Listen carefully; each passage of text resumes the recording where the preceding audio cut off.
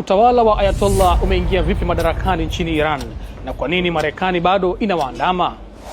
Mwaka 1979 Iran iliingia kwenye mabadiliko makubwa ya kisiasa.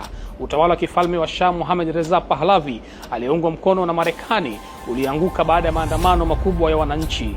Sababu kuu za maandamano haya zilikuwa ukandamizaji wa kisiasa, pengo kubwa la kiuchumi na uhusiano wa karibu wa Shah na nchi za Magharibi. Kati ya wapinzani, Ayatollah Ruhollah Khomeini, kiongozi wa kidini, aliibuka kama kielelezo cha mapinduzi. Khomeini alikuwa uhamishoni kufuatia kupinga kwake utawala wa Shah. Aliishi Najaf, Iraq na baadaye Ufaransa, ambapo hotuba zake zilisambazwa nchini Iran kwa redio na kanda za sauti. Baada ya Shah kukimbia nchi, Khomeini alirejea Tehran na kuanzisha Jamhuri ya Kiislamu, mfumo wa kidini uliowapa viongozi wa dini mamlaka ya juu inayofahamika kama Wilayatul Faqih. Mahusiano na Marekani yalivunjika kabisa mwaka huo huo kupitia mgogoro wa mateka wa Iran.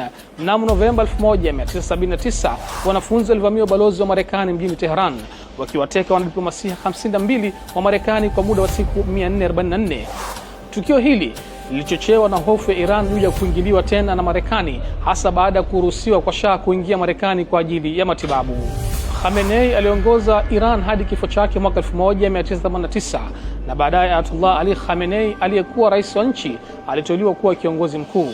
Khamenei amejikita kwenye mamlaka ya juu ya jeshi, mahakama na vyombo vya habari, nafasi anayoshikilia hadi leo. Miaka ya hivi karibuni, mvutano na Marekani umeongezeka. Donald Trump alijiondoa kwenye makubaliano ya nyuklia ya 2015, akaanzisha upya vikwazo vikali vya kiuchumi ambavyo sasa ndivyo sababu kuu ya matatizo ya uchumi wa Iran. Lengo kuu la Trump ni kuzuia Iran kuwa na silaha za nyuklia na kupunguza ushawishi wake wa kikanda. Hata hivyo, msimamo huu umekazia hatari ya migongano, huku Marekani ikituma meli za kivita Mashariki ya Kati kuonyesha uthubutu wake dhidi ya Tehran.